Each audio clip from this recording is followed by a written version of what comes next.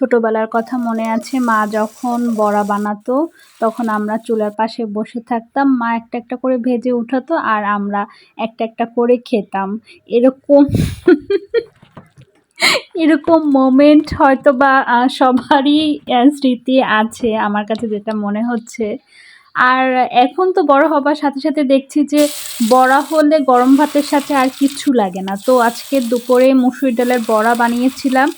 এখানে আমি হলুদের গুঁড়া, কাঁচামরিচ, লবণ আর দেশি ধইনা পাতা দিয়েছিলাম। বাসায় যেহেতু ঝাল খেতে পারে না তো ঝাল কম দিয়েছিলাম, নয়তো একটু গুঁড়ো মরিচ আমি দিতাম।